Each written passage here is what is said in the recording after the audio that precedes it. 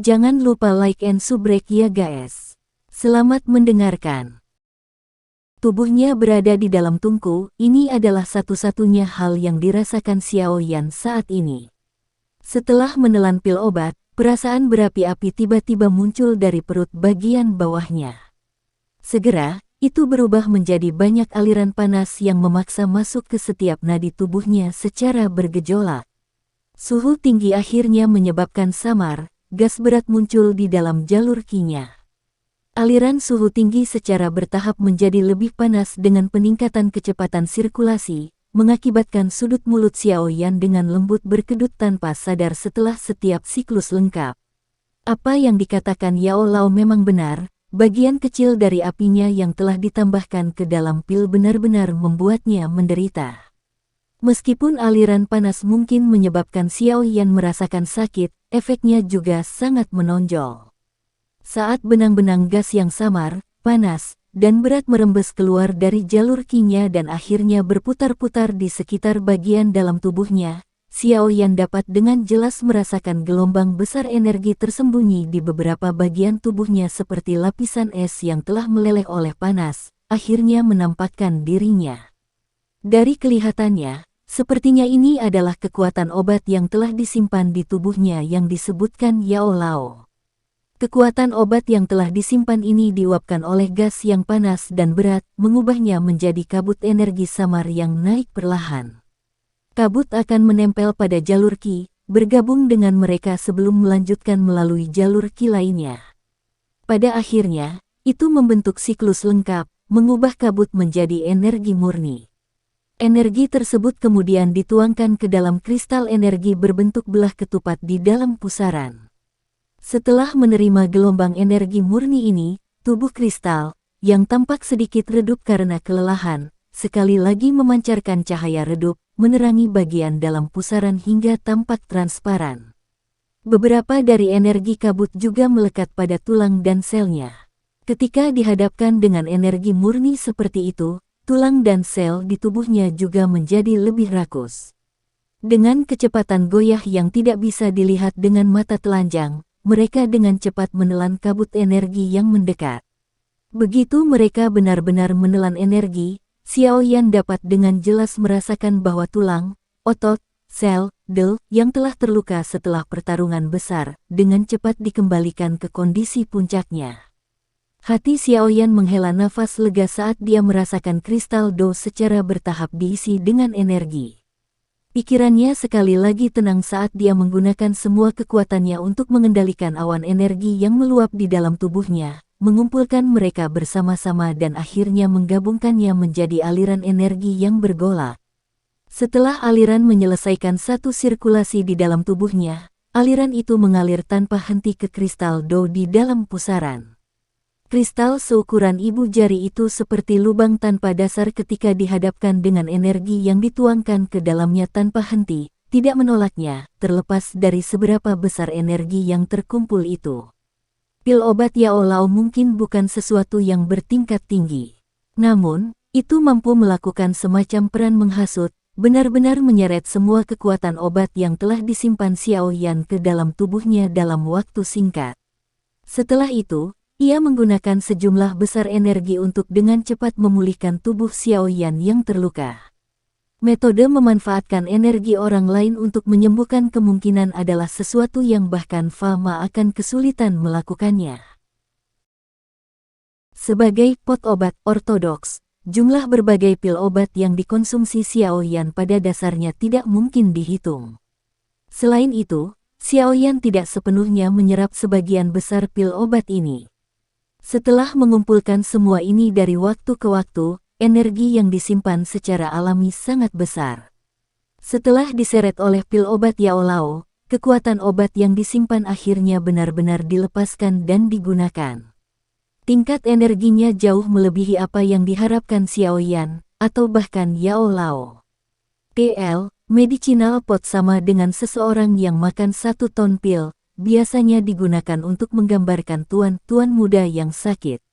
Gelombang demi gelombang kabut energi naik tidak pernah berhenti dari seluruh tubuh Xiao Yan.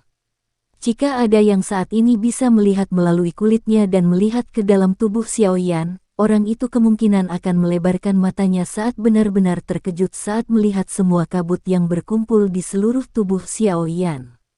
Bahkan organ dalamnya benar-benar tertutup kabut energi yang pekat. Xiao Yan secara alami tidak dapat mengendalikan setiap detail dengan sejumlah besar kabut energi yang ditarik keluar. Oleh karena itu, ada beberapa yang berhasil melarikan diri dan mulai berkeliaran secara acak di seluruh tubuhnya. Dalam sekejap, tulang, otot, del, di dalam tubuh Xiao Yan tiba-tiba memiliki kecerdasan mereka sendiri dan mulai menggunakan berbagai jenis metode untuk menelan kabut energi yang telah berkeliaran. Meskipun menelan energi dengan cara ini memungkinkan Xiao Yan untuk dengan jelas merasakan bahwa tubuhnya menjadi semakin kuat, bagian-bagian dalam tubuh Xiao Yan, tulang, otot, dan organ dalam memiliki kapasitas akomodasi yang hanya dapat ditingkatkan jika seseorang menjalani kehidupan pelatihan intensif. Jadi, masing-masing memiliki batasannya sendiri. Begitu mereka menyerap lebih dari batas itu, kemungkinan besar mereka akan berakhir dengan nasib mengerikan untuk hancur berantakan. Setelah memikirkan hasil akhir bagaimana tulang atau organ dalam, del, tiba-tiba bisa membentuk beberapa garis retakan dengan suara retak. Xiao Yan bergidik ketakutan. Oleh karena itu, dia secara alami tidak berani membiarkan tulang dan otot menelan energi sebanyak yang mereka inginkan. Dia segera dan buru-buru meningkatkan kendali atas kabut energi di dalam tubuhnya. Bahkan setelah dia melakukan ini, bagaimanapun, Xiao Yan masih bisa merasakan samar-samar bahwa kulitnya mengeluarkan rasa sakit yang membara. Dia tahu bahwa ini karena kabut energi yang telah merusak permukaan kulitnya. Di dalam gua gunung, Yao Lao sedikit mengernyit saat dia melihat kulit Xiao Yan yang benar-benar berubah menjadi merah. Dia bergumam pelan, mengapa tubuh orang kecil ini mengumpulkan begitu banyak kekuatan obat. Dia merenung sejenak sebelum untuk sementara menyimpan pecahan batu giok yang rusak di tangannya. Dia menjentikkan jarinya dengan lembut dan lampu hijau terbuka dan segera bangkit. Itu mengikuti angin dan meluas, akhirnya berubah menjadi teratai hijau yang perlahan jatuh. Yao Lao melirik ke arah teratai hijau yang tampak megah sebelum melambaikan lengan bajunya ke arah Xiao Yan. Sebuah kekuatan lembut meluncur dan mengangkat yang terakhir sebelum dengan mulus menempatkannya di atas teratai hijau. Setelah Xiao Yan mendarat di teratai hijau, cahaya melingkar berwarna hijau yang hangat perlahan muncul dari dalamnya. Saat lingkaran cahaya naik, kulit merah menyala Xiao Yan segera menjadi kusam. Wajahnya, yang tadinya berisi rasa sakit juga akhirnya menjadi rileks. Perasaan hangat yang ditularkan dari luar tubuh Xiao Yan juga dirasakan olehnya. Dia segera menghela nafas lega saat dia bergumam pada dirinya sendiri dengan senyum pahit, sialan. Luka di tubuh saya sudah sembuh total. Mengapa masih banyak energi berlebih? Petik 2. Xiao Yan secara bertahap memulihkan ketenangannya setelah mengeluarkan kutukan. Dia diam-diam berpikir sejenak dan sudah punya rencana. Karena ada kekuatan eksternal seperti itu, saya akan menggunakannya untuk menerobos. Kesempatan ini adalah yang terbaik. Petik 2. Begitu Xiao Yan mengambil keputusan, dia tidak menunda-nunda lagi. Dia memfokuskan pikirannya dan kabut energi yang meluap dari tubuhnya tiba-tiba melonjak. Gelombang kabut tampaknya telah ditarik oleh sesuatu saat mereka dengan cepat diseret menuju perut bagian bawahnya. Saat kabut energi yang sangat besar semakin dekat dengan pusaran, ukurannya juga menurun drastis. Ukurannya mungkin menjadi kecil, tetapi kelembapan mulai muncul di ruang antara kabut. Ketika gumpalan besar kabut masuk ke jalur Qi-nya, kabut itu benar-benar menghilang sama sekali.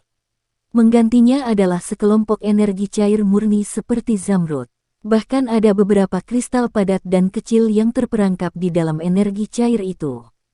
Cairan zamrud mengikuti rute yang sama yang ditentukan oleh metode Qi, Flame Mantra, dan menyelesaikan satu sirkulasi penuh.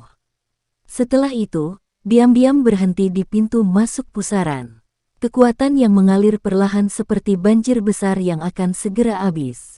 Ini akan menentukan apakah aku bisa menerobos atau tidak. Xiaoyan berbisik pelan di dalam hatinya saat dia memandangi sekelompok besar energi Zamrud. Dengan pikiran dari benaknya, kekuatan yang menghalangi jalan masuk pusaran langsung menghilang. Energi yang melonjak segera mengeluarkan suara keras seperti air terjun yang menabrak saat dibebankan ke pusaran. Sejumlah besar energi menyerbu ke dalam pusaran dan dengan keras menghantam kristal Do berbentuk belah ketupat di tengah pusaran.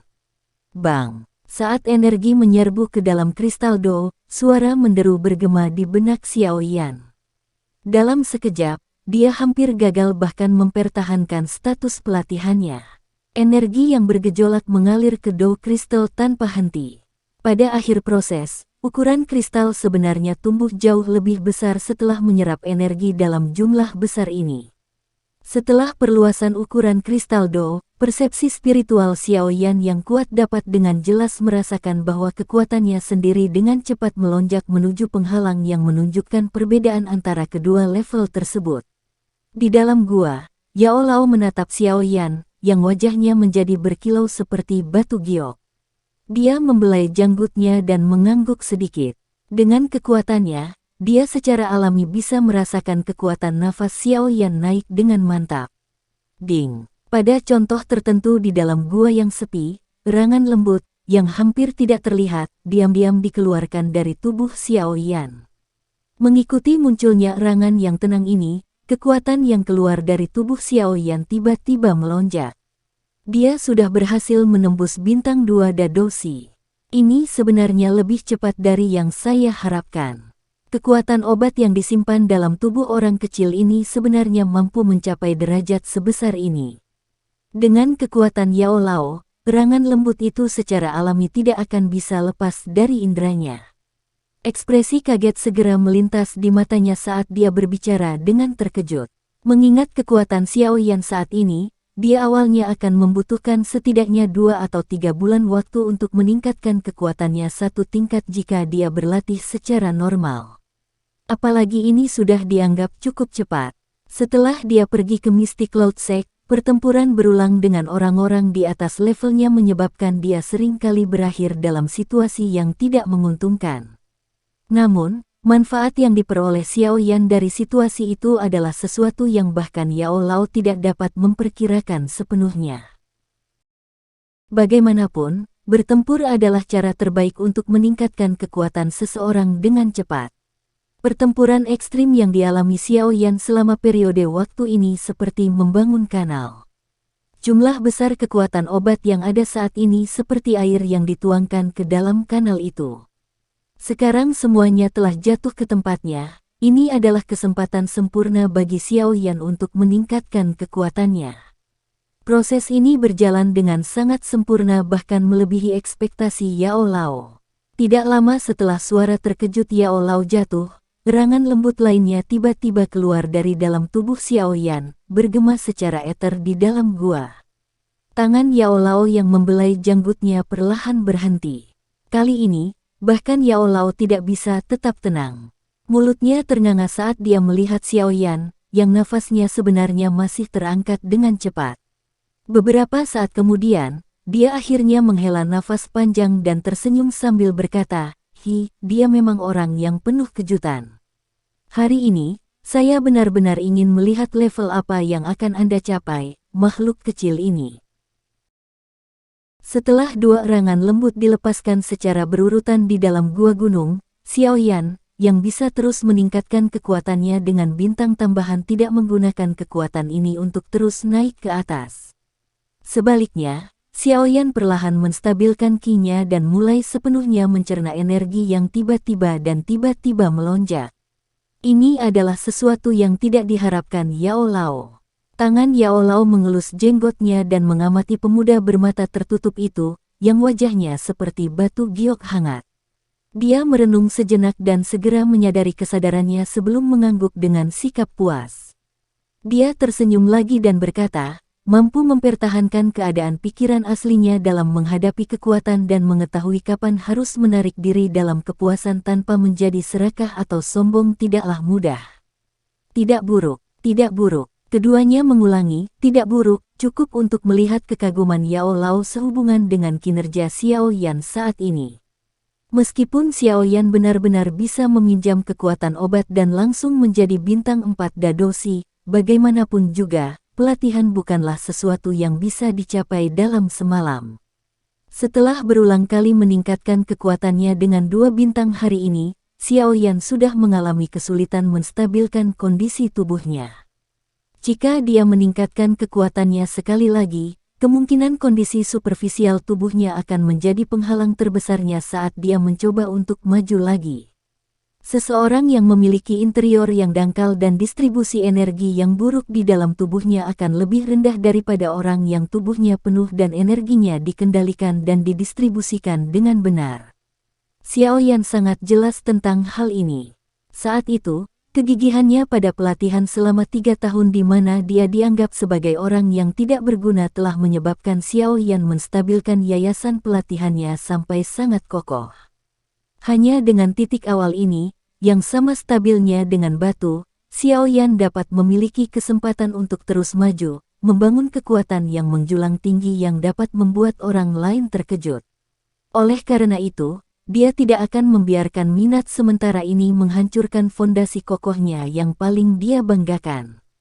Seseorang secara alami tidak membutuhkan perdebatan mana yang lebih penting di antara keduanya. Oleh karena itu, Xiao Yan sangat tegas dalam melepaskan terobosan sekali lagi. Wajah Xiao Yan seperti sepotong batu giok hangat yang memancarkan cahaya samar saat dia duduk bersila di atas teratai hijau. Beberapa saat kemudian sebelum cahaya perlahan menghilang, bulu matanya bergetar sedikit, dan dia tiba-tiba membuka matanya. Cahaya berwarna hijau samar melintas di antara mereka dan dengan cepat menghilang. Setelah lenyapnya cahaya, kekuatan kuat yang menyelimuti permukaan tubuh Xiao Yan juga secara bertahap ditarik sampai benar-benar menghilang. Lumayan. Setelah pemulihan dan pelatihan, kekuatan saya benar-benar naik 2 bintang. Sayangnya, kesempatan semacam ini bukanlah sesuatu yang Anda diberikan kapanpun Anda menginginkannya. Yao Lao tertawa pelan saat melihat Xiao Yan meninggalkan kondisi latihannya. Udara keruh bergerak di sepanjang tenggorokan Xiao Yan sebelum dipancarkan. Dia memiringkan lehernya dan mendengar suara jelas dari tulangnya yang retak. Setelah itu, dia merasakan doqi yang melonjak mengalir di dalam tubuhnya, yang seperti sungai yang mengalir. Sukacita tanpa sadar muncul di wajahnya. Tangannya dengan lembut menekan teratai hijau dan tubuhnya jatuh dengan luas. Tinjunya kemudian tiba-tiba menyerang. Suara hembusan angin dari tinjunya sangat tajam. Cukup, dengan kemampuan saya saat ini, saya dapat dengan sempurna mengontrol kekuatan peningkatan 2 bintang saya. Jika itu meningkat lebih banyak, saya mungkin tampak telah meningkat kekuatannya untuk waktu yang singkat, tetapi jika seseorang melihat dari perspektif jangka panjang, itu tidak akan baik untuk saya. Xiao Yan menarik tinjunya dan berkata sambil tersenyum. Yao Lao tersenyum dan menganggukkan kepalanya. Dia memberi isyarat pada teratai hijau dengan tangannya dan mengembalikannya ke cincin penyimpanan. Tangannya kemudian bergetar dan pecahan batu giok dari sebelumnya sekali lagi muncul di tangannya saat dia menggosoknya dengan lembut. Setelah meningkatkan kekuatannya, luka dalam tubuh Xiao Yan juga telah sembuh total. Kemerahan kembali ke wajah Xiao Yan sekali lagi. Dia mengangkat kepalanya dan menyaksikan tindakan Yao Lao sebelum melirik ke pecahan giok. Dia sedikit tertegun. Hatinya segera bergerak sedikit saat dia mengambil 2 langkah ke depan dan bertanya dengan penuh curiga, apakah guru mengenali apa ini? Saya telah melihat perangkat penyimpanan aneh semacam ini sebelumnya. Yao Lao mengangguk dan berkata, menyimpan perangkat. Seseorang dapat benar-benar menyimpan sesuatu di dalam benda ini. Jangan bilang kalau itu menyimpan sesuatu seperti teknik Do atau metode Qi. Xiao Yan terkejut sesaat sebelum berbicara saat dia tiba-tiba menyadari. Jika ini yang saya pikirkan, perangkat penyimpanan giok semacam ini seharusnya menjadi mahakarya, Burning Flame Valley, di benua Doqi. Ini karena mereka adalah satu-satunya yang memiliki keterampilan yang memungkinkan mereka menggunakan giok sebagai perangkat penyimpanan. Selain itu, jika seseorang menyentuh potongan batu giok ini untuk waktu yang lama, sebenarnya ada perasaan hangat yang samar. Ini adalah tanda dari hal-hal yang dibuat oleh Burning Flame Valley. Yao Lao tersenyum saat berbicara. Burning Flame Valley, apa itu? Xiaoyan tidak bisa membantu tetapi merasa agak bingung saat mendengar nama asing ini. Sebagai seorang pemula yang tidak pernah meninggalkan kekaisaran Mama seumur hidupnya, wajar jika dia belum pernah mendengar nama ini. Burning Flame Valley adalah faksi di benua Doki.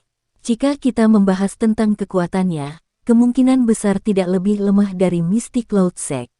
Mereka menjadi terkenal di benua Doki karena berlatih metode Ki dari afinitas api. Mereka hanya mengkhususkan diri pada metode penyerangan dengan kekerasan. Oleh karena itu, mereka bisa dianggap unik di benua Doki. Yao Lao berkata dengan lemah.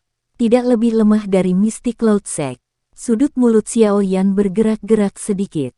Beberapa saat kemudian, dia tidak bisa menahan tawa getir. Sungguh tidak terduga bahwa Mystic Cloud Sect ini, yang mendominasi kekaisaran magia hanya biasa-biasa saja di benua Doki. Jangan melebih-lebihkan Mystic Cloud Sect. Apa yang dikatakan orang bernama Ling Ying itu benar. Sekte Mystic Cloud hanyalah faksi lapis kedua di benua Doki. Meskipun mereka sekarang mungkin memiliki dozong, mereka hanya dapat dianggap sebagai salah satu bagian terbawah dari faksi tingkat pertama. Yao Lao mendecakkan bibirnya, mengubahnya dengan jijik. Tentu saja, bahkan jika itu masalahnya, mereka secara alami masih dapat dianggap sebagai makhluk besar di depanmu, Dado si kecil. Yao Lao tertawa saat melihat senyum pahit muncul di wajah Xiaoyan, anak kecil. Benua Doki sangat besar. Ada orang kuat sebanyak awan. Dunia yang pernah Anda lihat di masa lalu hanyalah sebagian kecil dari benua ini. Ketika Anda melangkah ke benua itu, saya yakin Anda akan menyukai dunia yang menakjubkan dan menarik itu. Namun, Anda juga harus memahami hal ini. Dimanapun Anda berada, kekuatan Anda sendiri adalah yang paling penting jika Anda ingin dihormati. Petik 2. Yang kuat makan yang lemah. Ini adalah aturan yang digunakan oleh semua orang di dunia ini. Xiaoyan mengangguk sedikit saat dia tertawa lembut. Secara alami baik jika Anda bisa memahami ini. Yao Lao tersenyum. Dia memegang pecahan batu giok di tangannya dan berkata, kembali ke topik awal kita. Apakah kamu ingin tahu apa isinya? Petik 2. Tentu saja. Xiaoyan buru-buru menganggukkan kepalanya.